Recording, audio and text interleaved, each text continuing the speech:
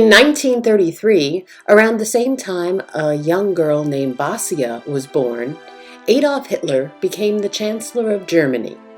After many attempts to gain control of Germany, his Nationalist Socialist Party, the Nazis, set the course to rule Germany and the world. My name is Beatrice Sussman. Used to be Basia Poliskin. I was born in 1933, I think, in the shtetl Krivich. At that time it was Poland. Before the First World War it was Russia, and after the First World War it became Poland. And as a kid I remember the Poles used to yell, Židy, idź do Palestine. That meant Jews go to Palestine. As small as I was afraid to walk the streets because they were always beating up the Jewish kids. And I remember they used to throw stones. Matter of fact, they threw a stone in our bedroom and missed my baby brother. And life was very stressful under the Poles. Yeah, but life went on. We had a synagogue, we had a Jewish slaughterhouse. It was a kosher. We had a mikveh, which is Friday nights. I used to go for Friday afternoons. I used to go with my mother. That was very rewarding. Used to look forward to it. And my father was working. He was working with lumber, and so he was out of town most of the time. And he would come home Friday afternoons for Shabbos. I had an aunt. My father had a sister there with 3 kids. My mother had a sister with 1 kid, Jerry, and I used to play with my cousins and my neighbors. And I started school, I think it must be 1st grade, and then the war broke out in 1939 and things have changed. The Russians came to us and life has changed altogether. People were afraid because the Russians were sending the intelligentsia and the wealthy Jews to Siberia. They would knock on door at night, come and knock on doors and tell them to pack with in a short time. So I guess my mother and my father were always afraid that we'll be sent to Siberia. They should have sent us, we would have survived. So life was very stressful under the Russians, but that was okay. They didn't kill like the Germans did.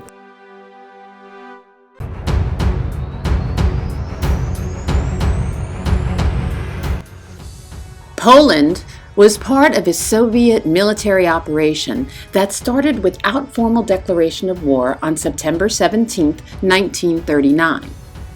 On that morning, 16 days after Germany invaded Poland from the west, the Soviet Union invaded Poland from the east. The invasion and the battle lasted 20 days and ended on October 6, 1939, with a two-way division and annexation of the entire territory of Poland by both Germany and the Soviet Union. Britain and France announced that if Germany invaded Poland, that they would declare war.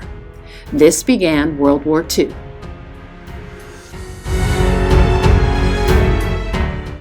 Then in 1939, I was playing outside with my friends and I saw 2 planes coming in. I thought I could get in the roof of our house, and they dropped a couple of bombs in the backyard, and I ran home screaming, and everybody in town were all concerned what happened.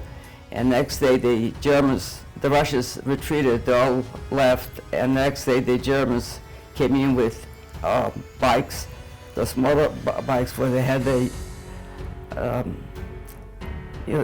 they had another, the basket with another German would be sitting, and tanks and trucks and stuff, and life became stressful because my mother, I guess my grandmother, they knew what happened with the First World War, so they weren't so concerned what was going to happen. But we had people that were coming from the other part of Poland, because when the Russians, the Germans played Poland, our part, the Russians came, and the other part, the Germans. So we had people coming to our town telling us what was going on, and the grown-ups couldn't understand that so horrible thing, because they knew that the Germans weren't so bad. But then the Gestapo, they had orders, a schedule of different towns. They called the Schitte, the massacre. And one day my mother everybody had hiding places.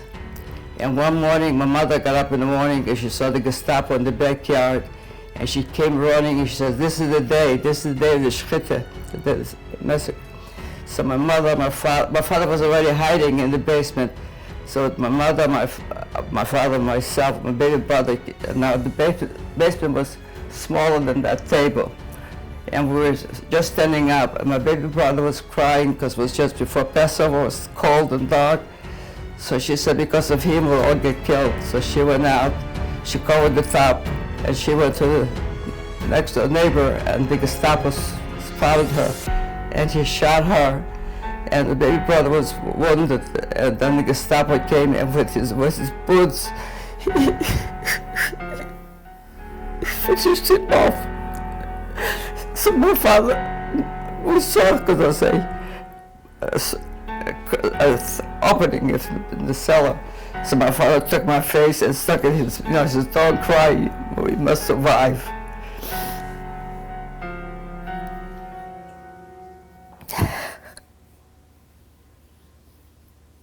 To Hitler, the conquest of Poland would be Lebensraum, or the living space, for German people. According to his plan for racial superiority, Germans would colonize the territory and the natives would be enslaved. In Poland, German forces advanced at dizzying rates, employing the military strategy known as the Blitzkrieg, or Lightning War, as armed divisions captured all in their path.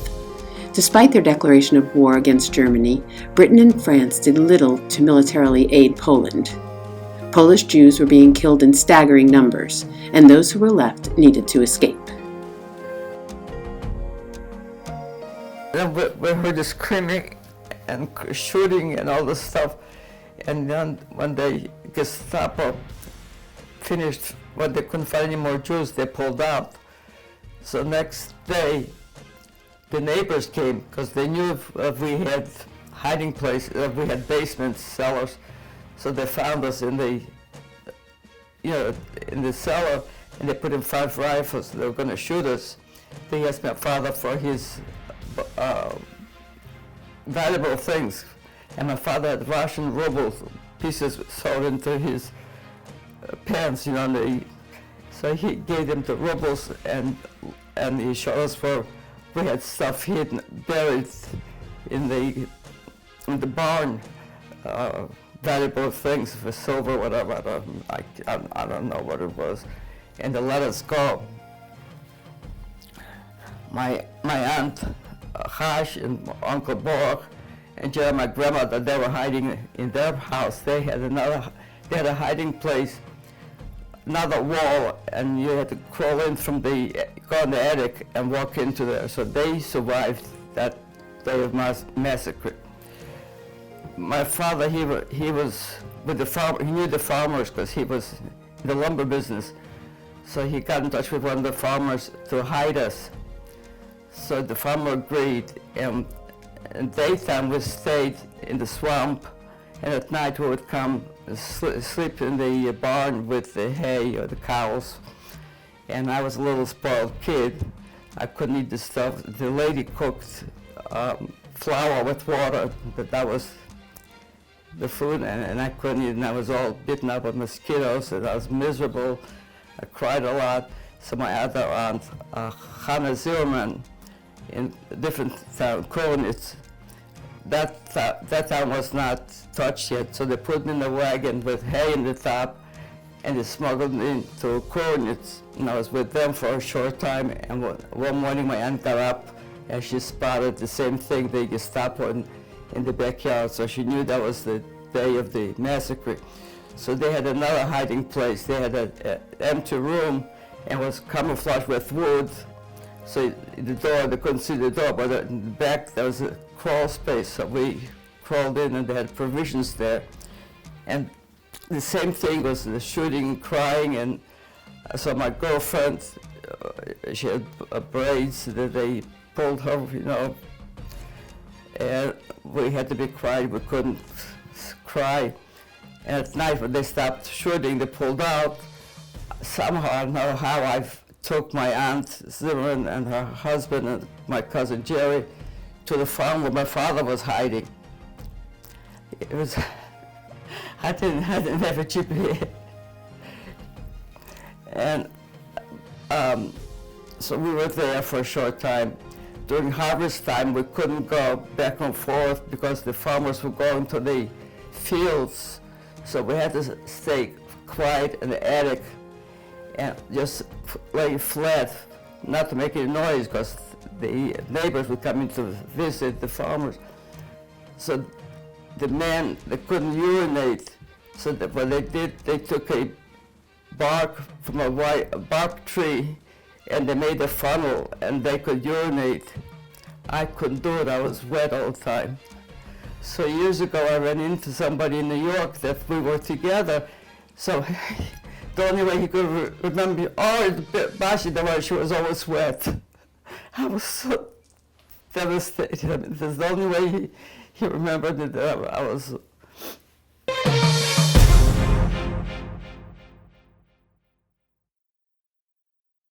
The Jewish people of Poland knew it was only a matter of time before they would be captured and either killed or sent to camps. The intention was to eradicate Polish culture and Jews by German and Soviet powers. In 1941, the lands annexed by the Soviets were overrun by Germany in the course of the initially successful German attack on Russia. The only hope the Jewish Poles had for survival was to hide and keep moving, even if it meant walking all the way to Siberia. And then after a while, the farmer couldn't keep us because it was getting dangerous for him, because if the Germans found out, they would burn his farm down and kill his family. So he told us to go. So there was a farm right near the woods. So we ended up in the woods, all of my aunt and uncle, cousin, and my dad and I. And my father had two partners. They were with us for a while. And the woods, I don't know if you heard the story with the Belskin brothers. Well, we didn't have the Belskin brothers taking care of us. We were the wandering Jews on our own. So we used to knock on doors and beg for a piece of bread. And some farmers would give us, and some would call the Germans, or they would threaten us, they'll call the Germans. So then the Germans would come, start shooting us, everybody would run different directions, and we got separated.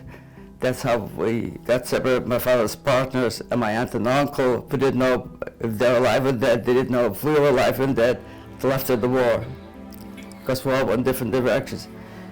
And then we came across the Russian partisans, and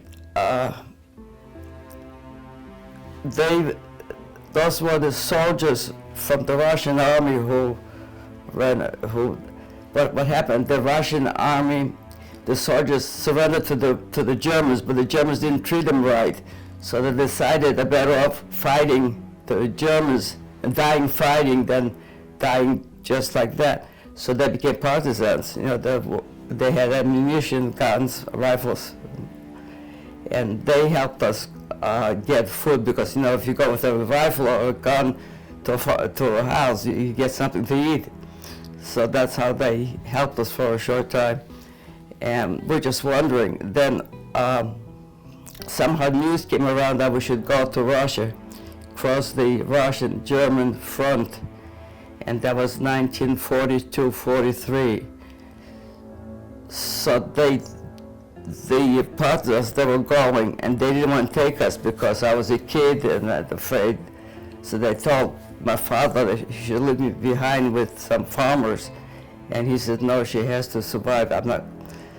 And we walked at night through the woods, I don't know, for a long time, and at daytime we rested, or we just lay still. They shouldn't see us.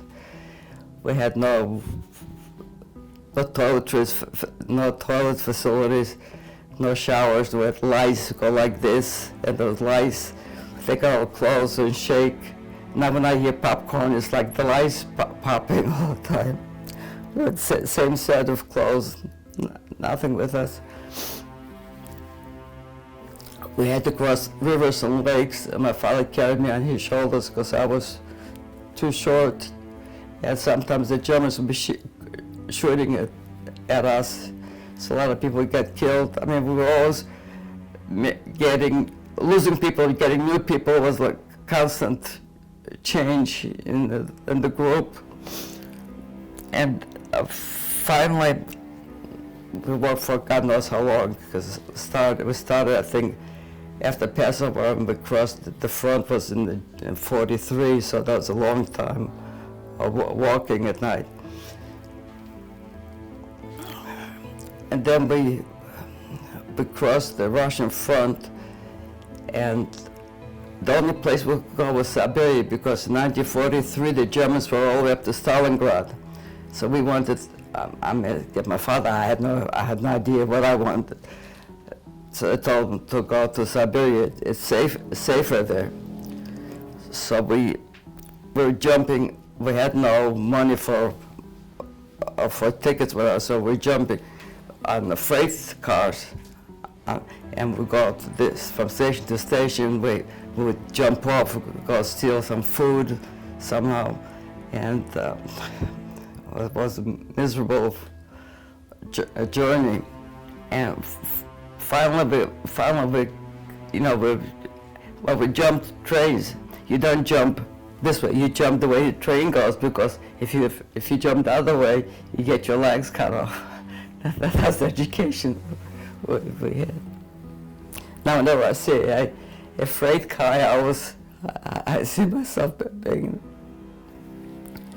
And we had no bathroom facilities, so we were always wet and dirty, and it was awful. As the horrors of World War II dragged on in 1943 and 44, Jews were being rounded up and sent to camps and murdered. It seemed as though there was no way out. The only chance was on foot, and if you were lucky enough to stay alive, you might just survive this war. Polish Jews were scattering north to Siberia, where they could seek refuge. Finally got to Siberia. My father was sick, and I was full of lice. So they took me to the orphanage. They shaved my hair off, my hair off, and they gave me a bath, gave me clean clothes. And my father went to the hospital, and then he came out. And in the orphanage, I was the only Jewish girl, I guess. Nobody. First of all, in Russia, it was they didn't believe in religion, so you can't be Jewish, you can't be Catholic, you have to be Russian. So my maiden name is Poliskin, so they said, I'm Poliskin now. That makes it Russian, Polish. I said, okay, I wasn't going to argue with them. If I'm not Jewish, it's fine. And life in the orphanage was tough, because all the men were on the front in the army, so we had just the women taking care of us. School was minimal, because we had no books, no paper, no pencils, and we were hungry. So how can you study if you're hungry, and you're cold, and you're lonely and miserable? And we had no future, and there's nothing to look forward to. And in gym, we had to learn how to handle a hand grenade, and and how to hide, And then we had to. It was freezing cold. We had to go outside, and they taught us how to march in the parades, and we had to sing "I'm Not Afraid of Siberia." Siberia also belongs to the Russian land. Very patriotic, and we were doing the parade like 1st of July. It's a big holiday. We had to march, and they would give us clean clothes, like just twice a year. We had new clothes. Before the 1st of May, they give us a skirt, white shirt with the red scarf, and we had to march in the parades. And we had to work in the fields, take care of our needs, because we had no men there to take care of the stuff. So they would line us up, like 700 kids in the field. And by hand we had to plant the potatoes, and then we had to, if the potatoes grow up, it put more dirt on, so it wouldn't be green. Anyhow, I had malaria, so every day I would get the shakes, and I would collapse between the potato stalks there and shake, and with no blankets, the same clothes that I had, you know, full of dirt and stuff. And after an hour I fall asleep, then I wake up, I'll be okay. But 12 o'clock, they knew it was 12 o'clock, right? I would just shake. They didn't have capsules, they had, the quinine was a powder. It was, you know, awful, so I had a hard time taking that medicine. So that was no deal. Then my father got better, he got out from the hospital, he got me out of the orphanage. We got in a one-room apartment, and life became sort of normal for a very short time. They took him to the army. So off I went to another orphanage, and the same thing stayed. I wasn't any better. During 1939, when the Russians sent out the Jews to Siberia, my father had a friend from our town that she had the drugstore, so she was bourgeois, she was a rich lady, they called it. And for, you know, without the cell phones, without computers, somehow he found her in Siberia, and he told her where I was, which was not far from the orphanage. And she had a daughter, so the daughter came to see me, and I wouldn't let her go without me. I said, you gotta get me out of here. So she brought me to her mother, and her mother didn't want me, you know. I mean, now I could really understand, but at that time I did not understand. I mean, how could she not, you know, what's the big deal? So they had like maybe a dozen Jewish families in that village that were sent to Siberia at that time. And Jews helped Jews, so they decided I should eat one meal a day at different homes. And that was terrible. Because when you're in an orphanage, everybody's hungry, everybody's the same. This way you're an outsider. You know, people have families. I was by myself.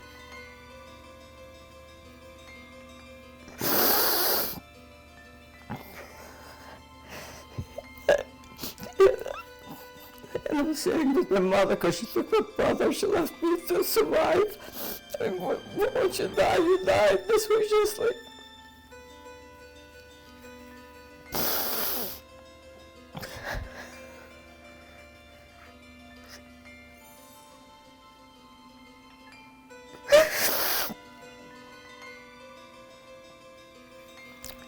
And yeah, there was a man at that time I thought he was old, maybe he was 30 years old, I don't know.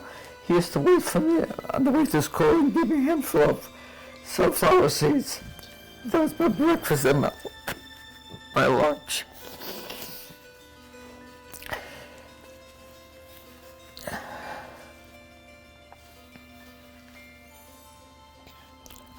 And I had to work for this woman. I had to carry water. We have a picture upstairs. You had to water, what do you call this? So I had to go to the lake. You know, in Siberia, they had no clothes, no gloves, nothing. You had to get the water, 2 pails of water, and carry it to the house, and boil the water, and wash the floors. The floor was white, take a big knife in the hands and knees, and each panel you have to scrub and wash it down. It was just, oh.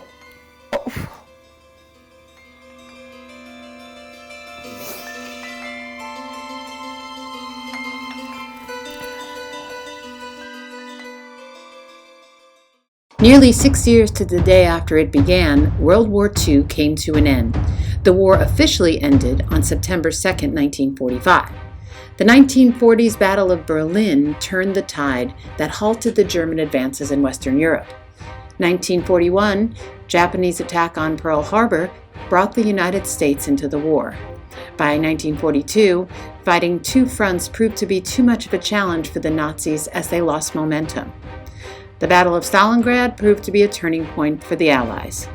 1944's Battle of Normandy, known as D-Day, allowed the Allies to advance into Italy, capture, and kill Mussolini.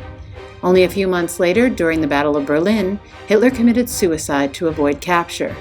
Nazis surrendered throughout Europe, on May 9, 1945. The last holdout, Japan, surrendered on September 2nd. This left all countries involved on the long road to recovery. Anyhow, my father was writing sporadic because in Russia the mail was bad and during the war was worse. So I didn't hear him too often, but I was hoping that he'll make it. 1944, I think, they liberated our area, or 45, I'm not sure. And my father was still alive, things it's meant to be. Luckily, he was still alive, and he wrote to our town, and my aunt and uncle, Boris, and my aunt, they survived. So my father knew where I was, so he sent them the address where I was. That he got killed.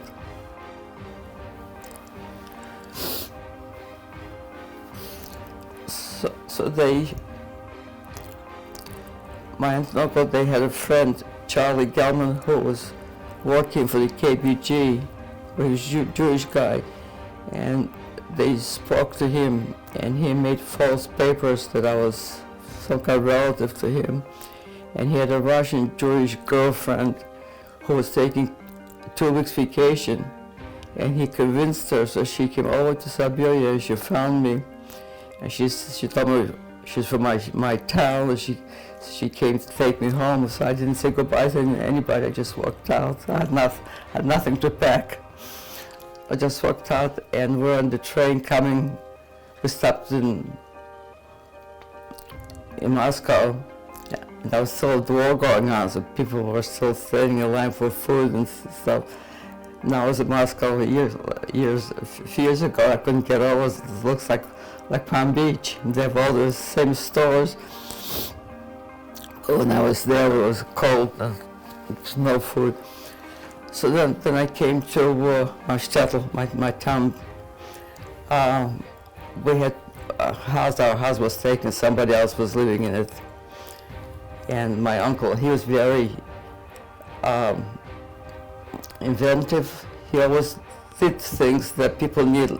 The Germans saved him because every time they came to take him, he invented something. He made hostels for them, he made luggage, and he always, the Russians, he had people baking bread, and they had to bring them to him before he distributed. So he used to give everything to the few Jews that survived. So it was too dangerous for us to stay in our town. So we went to Poland, to Lodz, was my name. And in Lodz, 5 people, we slept in one bed, this way, with our clothes. We never took our clothes off. And from Lodz, somehow I didn't know what was going on, not basically, but I guess the idea was to go to Palestine, to get away from all this, because the Poles were not any better. They still had pogroms, and they still yelled, the Jews go to Palestine. And between the Poles and the Russians, it was no picnic, so we tried to get away. So then from Lodz, my uncle found a cousin of his, and they sent me to Berlin, and they were supposed to follow us. So we were on the train from Lodz going to Berlin, and on that train there were a lot of German refugees who ran away during the bombing. They went to Poland, I don't know. So one of the guys checking for tickets, he realized that I'm not a German. So they took me off the train. They put me in a room. It was like a detention thing. So I ran out and crawled off on the train and got out of the train the other side. And I found that man that was with me, and then we got to Berlin, and they had it was like a refuge. It was a big building, and all the I guess survivors from camps and whatever. It was like a gathering house. I don't know how we managed to eat. But we were there. Everybody together. There's no privacy,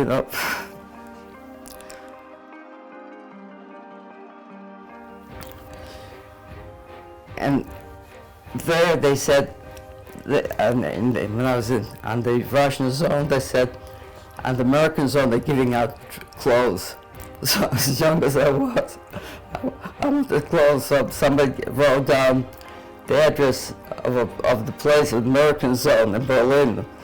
So I'm going on the train, and there's a man, I'm showing the address.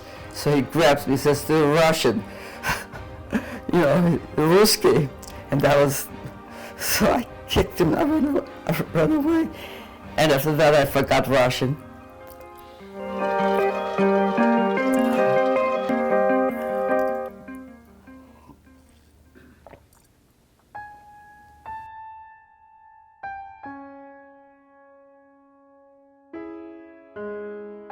World War II officially ended with Germany's unconditional surrender. Allied armed forces advanced across Europe in the war's final stages, relentlessly pursuing the retreating German army. As they did, they stumbled upon camps and liberated thousands of imprisoned Jews. The Soviet army, working from the east, liberated camps along their path. Once liberated, many Jews tried to go home, but there was not much left. Many went to DP camps, displaced persons, where they would be cared for by the Allied soldiers. Here, they would learn to start again.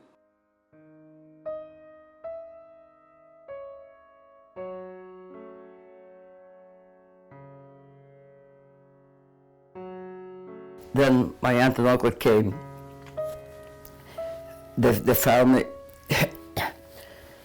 and from there we went to the American zone in Berlin. They're building a new displaced persons camp, Schlachtensee. Have you heard about it? So in order for us to get to Schlachtensee, we had to Uncle rented a Red Cross truck. It's a Holland truck. We were supposed to be Holland people, and we're supposed to cross the Russian zone there. And we're all sitting in the truck, and I was the first near the door, and I was car sick. So the Russian opens up the door, and he says, "Oh yeah, they're sick," because I was throwing up all over. And I understood what he said, but I was scared shitless. So then we got to the American zone, and that life became better. We had one room, but my aunt and uncle slept this way, and their son slept on the floor. There's another bed, there's another couple, they slept, and I slept next to them. That's how I learned my sex education. My aunt and uncle started making love and said, now the kids are here, the kids are still up. Then they would finish their other couples. And said, no, the kids are still up.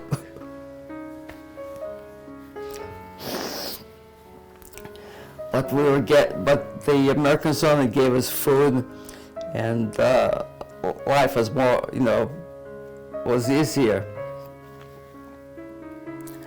Then from that camp we went to Eschwege, near Kassel, the Frankfurt am Main.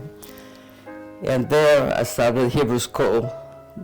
But there are 20-year-olds and 6-year-olds, they all went in the same class because everybody missed school, but it was Hebrew school.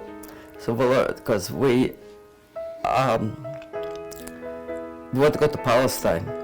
We were indoctrinated to go to Palestine, like the Exodus, illegal, go to Italy and then go to Palestine.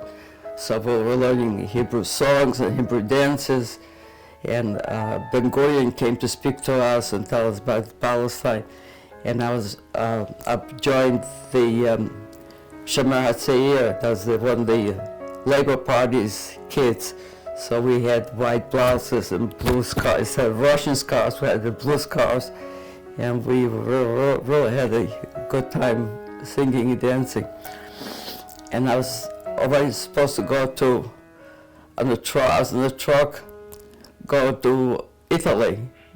That was in 1946, I think. And my cousin, I said goodbye. I was going to go to Italy and get in the kibbutz in Israel, whatever. So my cousin Jerry comes, he's an idiot, where you going? Jump off the truck, whatever's going to happen to us will happen to you, where you go, So I said, okay, so I said shalom to the kids, and I jumped off the truck, and then an uncle of mine from New Brunswick they were looking for survivors, I guess, from in America, in the Jewish paper forwards, so they're looking for names, whatever, and someone just saw Morris Poliski looking for family, which is my father's brother. But we couldn't come that easily. So my uncle Borch, he was very inventive. He found a German who made false papers for us that we were born in Königsberg, Germany. And the reason we picked Königsberg, Germany, because under Russian occupation then, they couldn't trace it.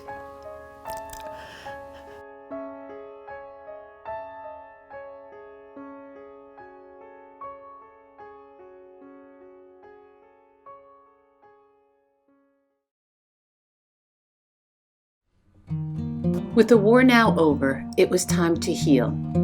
Some Jews went to Palestine, and some came to America.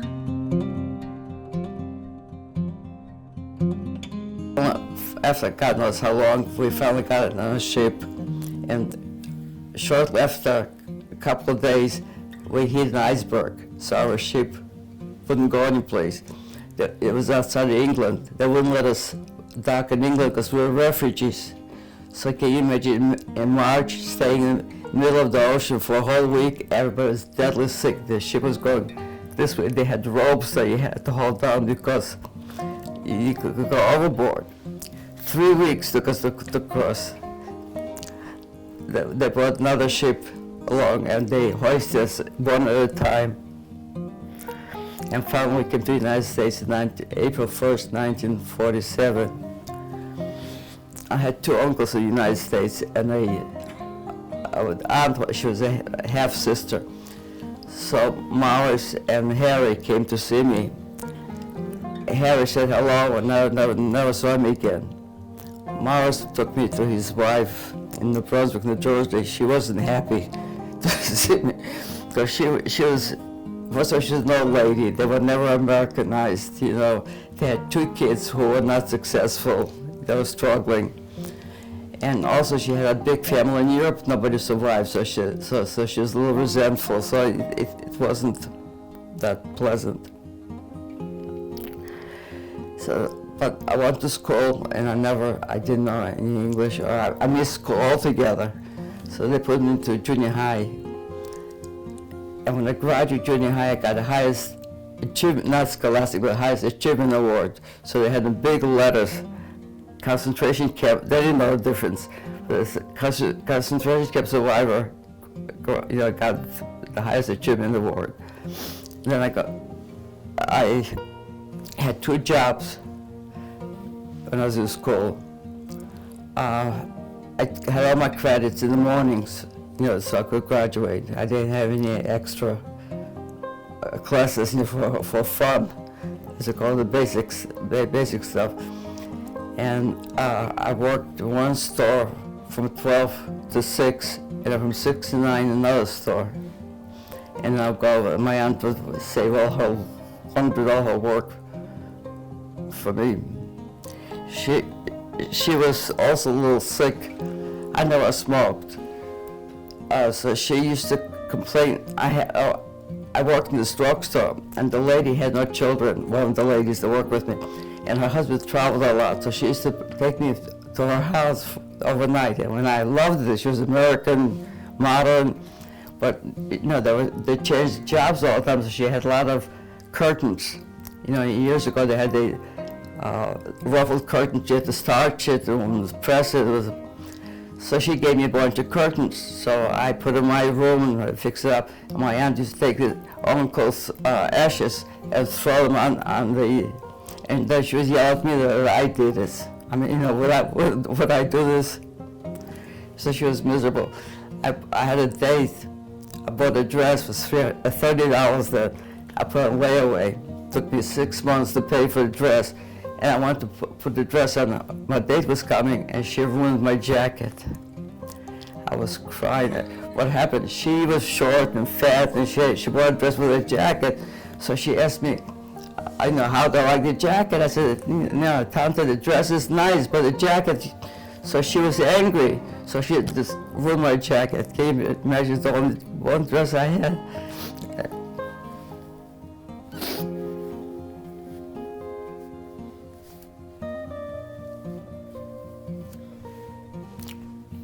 So uncle said, I could go live someplace else. He would help. Because I was paying her $7 a week for room and board. But those days, if a girl moves out, you're a bum. They're nice people, what's wrong with her? So I stayed. And then in high school, I was taking merchandising because I liked to make displays, window displays, and I always liked nice things. So I was supposed to get a scholarship for Institute of Merchandising because I had a cousin in New York who was manufacturing ladies' coats. So I was supposed to work there, but you're a survivor, you're a greenhorn, you're a survivor, get married. So I had a cousin in New Britain, Connecticut, my mother's nephew, who was quite successful. He was wholesale eggs, and they were young people. So they took me to them, and I really enjoyed it because I could take a shower, I could talk to them, the people. So they started to fix me up for dates. Post-World War II, we saw many immigrants come to America, as America has a rich tradition of welcoming people from other lands. Jews not only survived, but thrived here.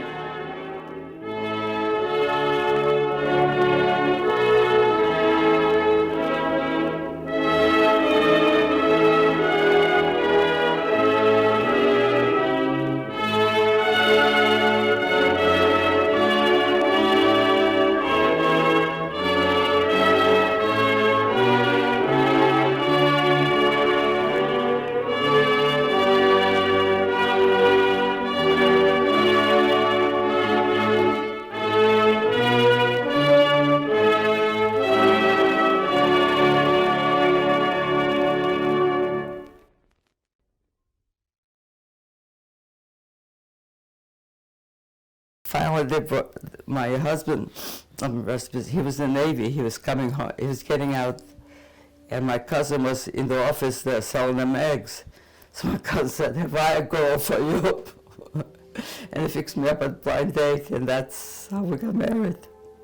He promised me I'll never be cold and I'll never be hungry. He asked my cousin what does he look like. So he said, well, he has a special kid. He said he didn't tell me he was bald. He said he has a special kind of hair. I said, what color hair is it? He wouldn't tell me. So then he came to, my cousin brought him home. So he came ringing the doorbells, got down, Beatrice just left. But I did. So we went out with them, we were dancing, and then he had a cousin who was all couples. They started dating, so we were three couples to get that age. He had two other cousins who were still dating, so we always went out together. But he worked late, so he would come late, grocery store was open till 9 o'clock, by 10 o'clock, the job, 11 o'clock I was ready to go to bed. So it was the local match, we got married. How long was I married for? 39 years, 35. He got sick when he was 27 years old. He got sick with myasthenia gravis. What happened was I was working on the register. They opened up a store for my mother-in-law was left a widow with three small children. My husband was 18 months old, and she ran the store and the boys worked in the store. And then when the boys got older, they expanded. And my husband was the first one to go to college because the other two couldn't go to college, they had to work. And then when we got married, they opened up a small store for us. So my husband was cutting meat and I was on the register. I was on the register. Then I had Mark, and after Mark I had another boy, but he was deformed, he died. So my husband got sick with myasthenia gravis. So the doctors thought because of the trauma of losing the baby, he got sick, but I don't know. I went with him to Mayo Clinic, Rochester, Florida. Went to Germany with him for looking for, and every time we went to different doctors, they wanted to shake his hand because they didn't think somebody like him would survive so long. But he did. He lasted till, what, 72 years old? Yeah, well, we had to stop, but then the boys grew and they opened up more stores, bigger stores. I didn't work because I had Mark and I had another baby, and then I had Lori, and I had another daughter who died. I lost 2 kids. So I didn't work too much. But I became involved in Israel, because Israel was always very dear to me. So I did a lot of volunteer work for Hadassah, for all church organizations. Well, I was life member in most of Jewish organizations, and I contributed financially, and I helped them, whatever. But the main one was the Israel bonds. I used to go around and sell Israel bonds, especially during the '73 war. We sold a lot of bonds, so I had to go and give speeches.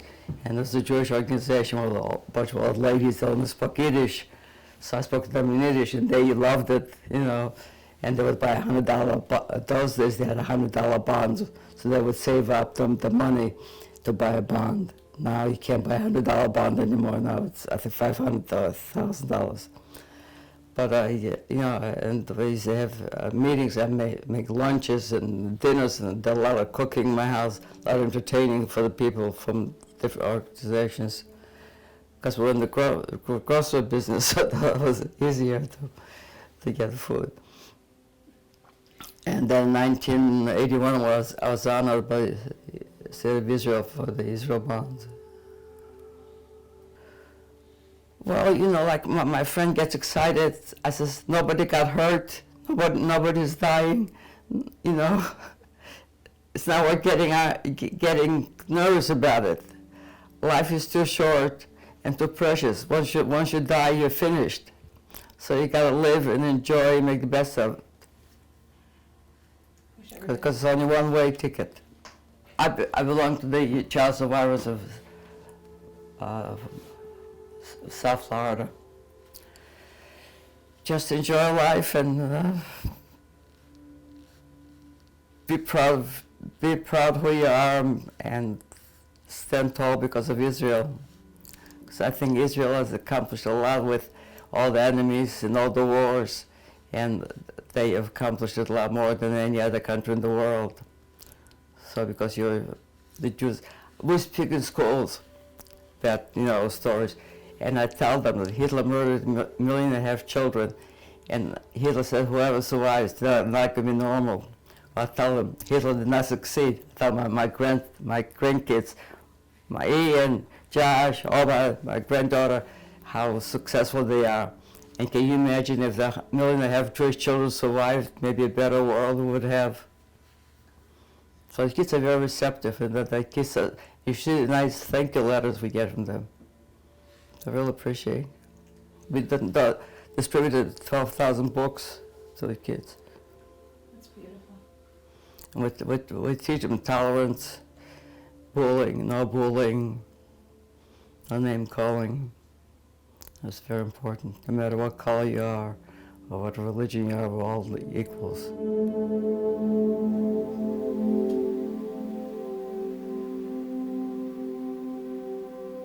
My name is Mark Sussman. My mother's Beatrice Sussman. And I'm Lori Brownstein, and my mother is Beatrice Sussman. I learned it when I was young, and it was bits and pieces over time. And I recall as a child, my mother had, there was these black, almost looked like army boots in our basement.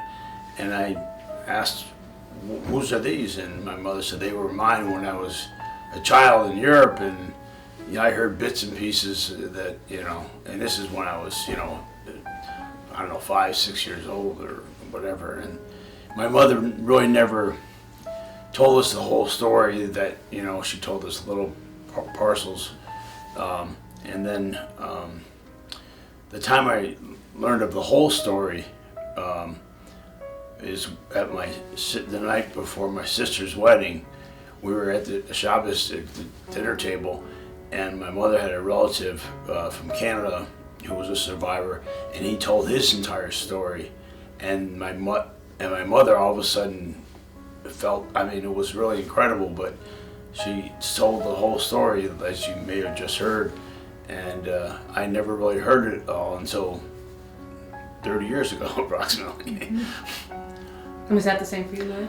So, no, first of all, now I know why I don't remember that story, is because I think I was at my 10th high school reunion the night before my wedding. So you were probably at dinner, and I wasn't. But I think there wasn't a specific time that I found out my mother's story. I knew my mother was a survivor. And again, we had bits and pieces. I knew my mother's father died. Well, her mother died and her baby brother died, and we heard that part of the story, and we heard the parts that my mother walked through the woods and that she was in an orphanage. But I think when I heard the first time I heard the whole story is when my mother recorded it for the Yale archives. And there was a tape of that, and we all listened to it. But I don't even know what year that was. But just growing up, we knew my mother was a survivor, and that she hated the cold, and it was just part of our upbringing. When I was younger, she told me the story before. When I got older, I heard it more, with the continuity of it. What I do remember, though, is from the first time she told me some about the story.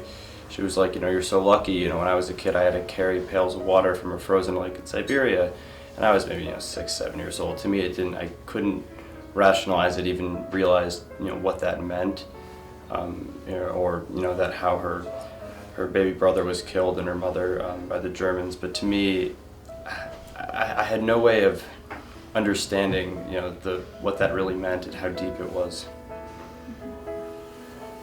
I think my grandmother, we call her Bubby, our Bubby, told us many different times the story, and in a lot of ways, rather than hearing the whole thing at once, she would tell us whatever she was remembering maybe at that time. So she would tell us about what it was like when she was in the orphanage, or what it was like when she would be walking through the woods with her family or people that she had, met along the way. But I think that when it had come up, it was usually when, for me at least, when I was having a hard time with something, and she wanted me to recognize, kind of to put it in perspective, I guess, and to think about not only what my life could be like, but how lucky I am that it is the way it is, and how even though my problems seem big sometimes, they're not at the end of the day. So I think that oftentimes they were, so we would always know her story, but there were also great teaching moments. Yeah, as Nicole was saying, it was kind of just always a fact of life growing up, and piecemeal, we'd always hear parts of the story, and I had a very few times, I feel like, only in recordings I'd ever hear the whole thing from start to finish, but it was just like a piece would come up in a part of conversation, or for example, I was, like when I was in Alaska and I called her on Skype, she would talk about like the orphanage in Siberia and what it was like being there, since she knew I was in like a similar environment, obviously very different circumstances, but like it's just always a part of conversation and something that we were mindful of. Great. I think that it molded me in that, that you look at people and you shouldn't discriminate or talk evil about anybody. They're entitled to be whatever they believe in, and she was persecuted and her family killed because she was Jewish, and it's awful to think that people in the world would do such a terrible thing, and for any reason. So, I think it's that's what I learned most about it, and accept people for what they are. You may not like all people, but you don't hate them, or they're entitled to their beliefs and their opinions, and that's what they should do. How did it mold me? I think knowing that my mother was a survivor and that she was so strong and could live through that, I, to this day, don't believe that I could do that. Even though people say you would, I honestly don't think I could.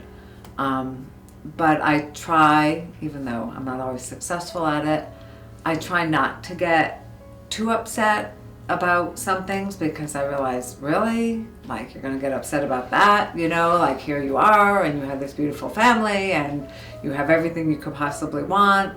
And I think, oh my God, like, people have real problems. My mother had, such a terrible upbringing, and life was really, really hard. So I try to always remember that the best I can. And then, life gets in the way. So we are what we are. No one's perfect. But we come from real strength, and we're very, very lucky. And as there was a poem that my son wrote that talks about his family tree. And if it wasn't for his bubby, then there wouldn't be my mother. And if there wasn't my mother, there wouldn't be me. And so I'm very blessed to have 2 beautiful children and a family. And it's all because my mother was so strong. It made me very sad, but also made me proud that I come from somebody who's so strong as Bubby, and that my family is stronger because of that. Yeah, I think I remember feeling very sad, and I felt I also felt amazed in a lot of ways, because people who meet my Bubby now don't see her as someone that is broken, or has, if you don't know, you would never know that she's had these hardships, because she's so strong and she's so happy and she's so loving. So I think that hearing it, I felt, I don't know, I'm just amazed that she's been through so much and that she is so amazing and loving to us now. Yeah, I mean, what they're saying is just like always a fact of life, and I'm not sure it ever really dawned on me, but I always felt connected to that part of history, and like the importance of never forgetting, and like when, just like always think of my Bubby when I'm thinking of that part of time of the world, and yeah, never forget. I just went this winter. I went to Poland with my girlfriend on a Jewish heritage trip, and I always heard her story, and I couldn't rationalize the enormity of what she went through, and going there just helped me realize just a little bit more to how she must have felt, and understanding what she went through. Because when you're sitting here in Newton, it's very hard to to understand what she went through in the other side of the world during a war in a freezing place like Siberia.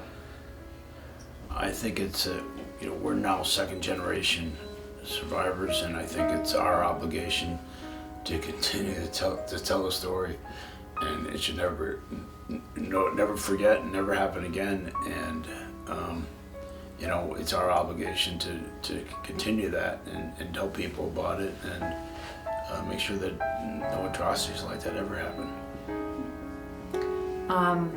I feel that same sense of responsibility, and as the kids were growing up, when they were learning about the Holocaust in school, of course they knew more probably than most of their friends, and they shared the story of their grandmother. And then at one time my mother went into school to share her story with the kids, which I thought was very important, because when the kids could actually see my mother and hear from a survivor, the impact is so much stronger.